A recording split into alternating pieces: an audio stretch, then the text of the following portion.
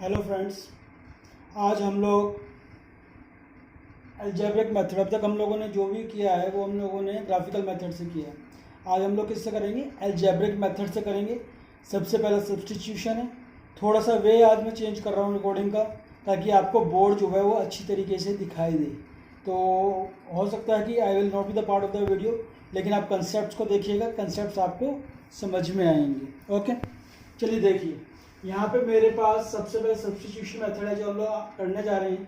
Question वही है कि हमारे पास दो अलजेब्रिक इक्वेशंस दी गई हुई होंगी यहाँ पे, और दोनों में हमें एक्स वाई या वाई जेड जो भी वेरिएबल्स हैं उनकी वैल्यूज निकालनी है। क्वेश्चंस करके देखते हैं। आपकी एनसीईआरटी बुक के हिसाब से एग्जाम्पल 7 है। एग्जाम्पल 7 इन्होंने दिया हुआ है कि 7x minus 15y equals to 2x plus 2y equals to 3। ध्यान रखिएगा कि इस एक्सरसाइज के अंदर हम जो भी सॉल्व करेंगे that is through the substitution method. तो अलग से मैं कहीं नहीं लिख रहा कि हमें सब्स्टिट्यूशन मेथड से करना है या नहीं करना है। क्वेश्चन है तो इसका सब्स्टिट्यूशन मेथड से करना है। थोड़ा सा मैं इसके अंदर मार्किंग्स करूँगा, उस चीज़ को आप नोट कीजिएगा और उस मार्किंग को जरूर अपने हिसाब से कीजिएगा। जैसे पहली इक्वेशन को आप फर्स्ट इक्वेशन लिखिए, सेकेंड इक्वेशन लिखिए। अब आपने क्या करना है कि इन दोनों में से किसी एक इक्वेशन को एक वेरिएबल के टर्म में लिखना है। सेकेंड वाला इजी लग रहा है तो सेकेंड वाले को लिख लेते हैं। ये आपके ऊपर है कि आप कैसे लिखना चाहते हैं। तो आप यहाँ लिखिए from equation two. From equation two आप लिख सकते हैं x equals to 3 minus 2y। इसको 3 लिख लीजिए। सिर्फ एक वेरिएबल के उसमें आना चाहिए, या तो एक्स लिया या वाई लिया। यहाँ पे हम एक्स लेके आ गए। अब हमने क्या करना है कि जिस इक्वेशन से अब बनाई है उससे दूसरे में जाके वैल्यू को पुट करना है। तो आप लिख सकते हैं यहाँ putting value of X from 3 to equation 1। 3 से x की वैल्यू को उठा के कहाँ डालना है? 1 के अंदर डालना है। तो 7। अब आपने करना कुछ नहीं है, जहाँ पे भी x लिखा है x की जगह आपने ये लिखना है। तो आप लिख देंगे 7 3 minus 2y minus 15y equals to 2। Bracket लगाया है, ब्रैकेट का मतलब है आप ओपन करेंगे तो दोनों चीज से मल्टीप्लाई होगा। तो this will be 21 minus 14y minus 15y equals to 2। इनको आप करेंगे तो माइनस 29y आ जाएगा, और इसको वहाँ लेके जाएंगे तो 21 और 2 ये हो जाएगा आपका 2 minus 21 that is equals to minus 19। तो y आपका आ जाएगा माइनस 19, या एक काम कीजिए माइनस से माइनस यहीं खत्म कर दीजिए। तो y आपका आ गया 19/29। अब इसको उठा के आपने सीधा थर्ड में लिखना है, क्योंकि y की वैल्यू इस पर डालोगे आपके पास x की वैल्यू आ जाएगी। तो आप लिखिए putting value of y, putting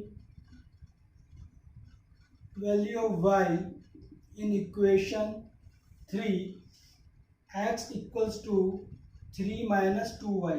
तो जहाँ पे y है उसकी जगह आप उसकी वैल्यू लिख देंगे, डेट इज 3 माइनस 38/29। 3 9 जा 27, 3 2 जा 6 87 माइनस 38/29।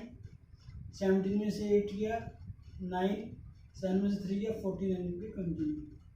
तो ये आपके पास आ गया। तो यहाँ पे आपके पास दो वैल्यूज आ गई, x equals to 49/29 and y equals to 19/29। This is the answer. इस तरीके से आप लोग कर लेंगे, कुछ नहीं करना। दोबारा से रिपीट कर रहा हूँ, कोई सी दो इक्वेशन उठा लीजिए जो आपको इजी लगता है। एक वेरिएबल में उसकी इक्वेशन निकाल लीजिए। एक वेरिएबल में इक्वेशन निकालने के बाद जिस वेरिएबल की आपने निकाला है उसको आप पहले वाले में जाके पुटअप कर दीजिए। पुटअप करने के बाद क्योंकि एक ही वेरिएबल के अंदर पूरी इक्वेशन आ गई है तो उस वेरिएबल की वैल्यू यहाँ से आ जाएगी। एक बार वैल्यू निकलने के बाद जो आपने एक वेरिएबल में इक्वेशन बनाई थी उसमें ले जाके इसको पुटअप कर दीजिए, दूसरे वेरिएबल का भी आंसर आपके पास आ जाएगा और यहाँ पे आपको पूरा का पूरा सॉल्यूशन सामने आ जाएगा। इसमें कई बार आ जाता है कि वेरिफिकेशन करने के लिए मुझे कराने की रिक्वायरमेंट नहीं, लेकिन अगर आ जाता है ऐसा कि आपको वेरिफिकेशन करना है तो आपको कुछ नहीं करना। जो ये एक्स और वाई की वैल्यू आपकी निकली है उसको उठा के किसी भी एक इक्वेशन में डाल दो LHS में।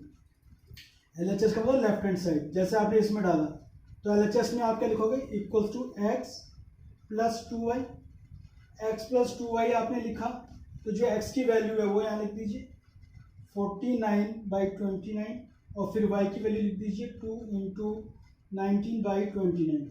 अब इसको सॉल्व कर लीजिए, ये हो गया 49/29 और ये हो गया 38/29, दोनों को प्लस कर लीजिए, 9 और 8 17, 1 कैरी किया, 4 और 4 8, 87/29। जब आप इसको काटेंगे तो ये आपके पास 3 आ जाएगा, 3 RHS के बराबर, तो इसका मतलब LHS इक्वल टू RHS आ गया, इसका मतलब वेरिफिकेशन आपको हो गया। अगर वेरिफिकेशन लिखना आता है तो आप दोबारा से किसी भी एक इक्वेशन में दोनों वैल्यूज डाल के देख लेंगे और उसका LHS और RHS बराबर होना चाहिए। अब इसमें और एग्जांपल्स देख लेते हैं। हमारे पास यहाँ पे 4 एग्जांपल्स हैं और उसके बाद फिर आपके पास एक्सरसाइज है। नेक्स्ट एग्जांपल आपका है एग्जांपल 8। एग्जांपल 8 कहता है आपका s -7t plus 42 equals to 0।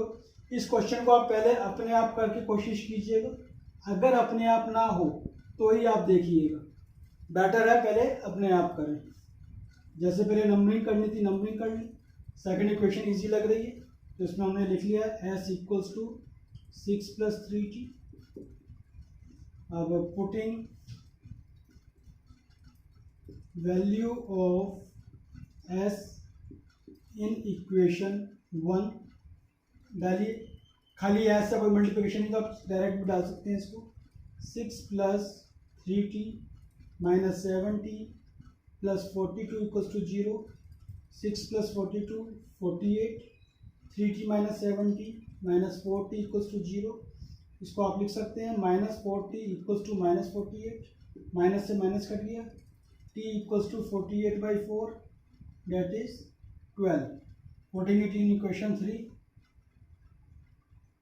putting value of t in equation 3, s equals to 6 plus 3 into 12, 6 plus 36 equals to 42, therefore s equals to 42 and t equals to 12. This will be your answer. बस इतना ही है, ज़्यादा मुश्किल नहीं, but concentration होनी चाहिए आपकी। कहीं पे भी आपकी कैलकुलेशन मिस्टेक नहीं होनी चाहिए। कैलकुलेशन मिस्टेक हो जाएगी तो आपके पास दिक्कत आ जाएगी, तो इस चीज़ को ध्यान रखिएगा। Next example 9। अब एग्जांपल 9 एग्जांपल 10 डायरेक्ट इस तरीके से नहीं है, क्वेश्चन तो आपको सेम लगेगा लेकिन उसके रिजल्ट में बहुत वेरी आने वाला है, चेंजेस आने वाले हैं, तो थोड़ा सा 9th और 10th को कंसंट्रेट करेंगे। एग्जाम्पल 9 कहता है आपका 2x plus 3y equals to 9 and 4x plus 6y equals to 18।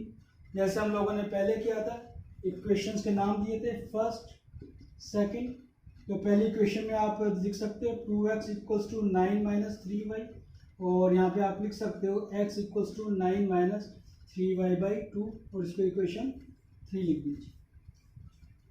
Putting value of x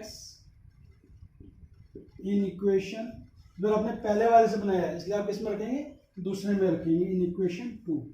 तो 2 में रखेंगे तो this will be 4 9 - 3y/2 plus 6y equals to 18।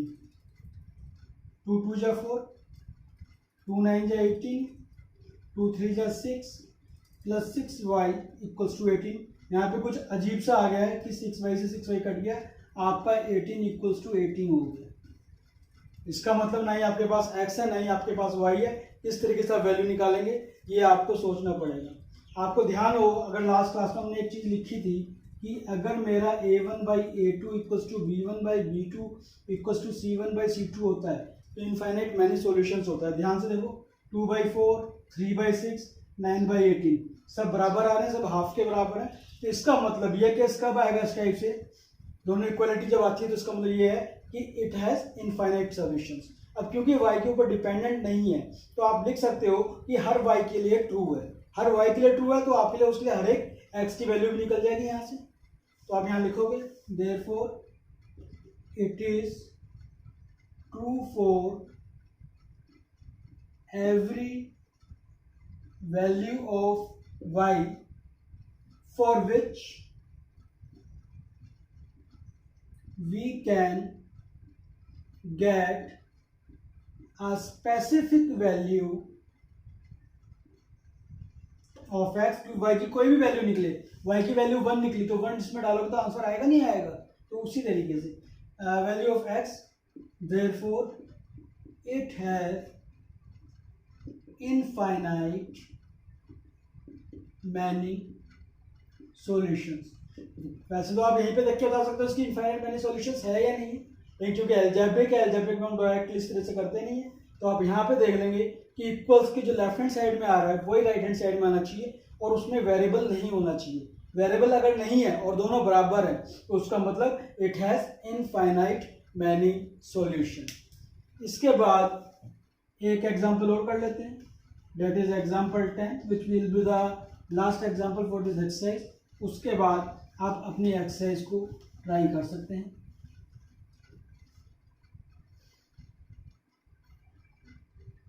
Example 10 is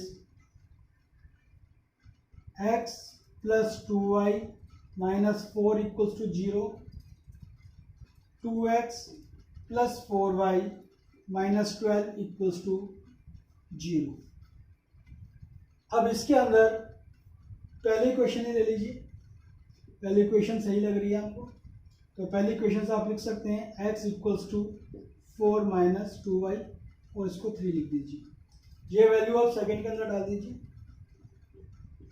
putting value of x in equation 2, तो this is 2 4 minus 2y plus 4y minus 12 equals to 0, 2 4 जा 8 minus 4y plus 4y minus 12 equals to 0, 4y से 4y cut गया, ये हो गया minus 4 equals to 0।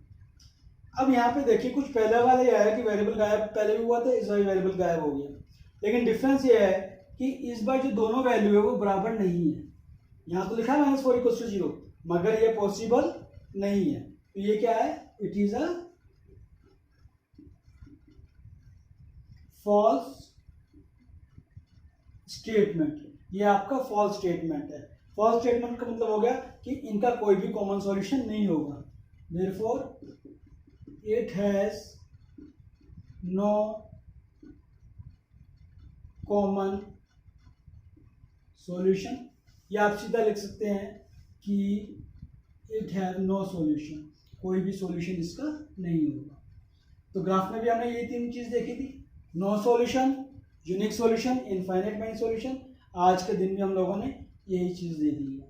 इसके बाद आपके लिए एक्सरसाइज 1.3 एज एन होमवर्क है, इसको कंप्लीट कीजिए और उसके बाद हम लोग कल स्टार्ट करेंगे नेक्स्ट वीडियो में elimination method. Thanks for today.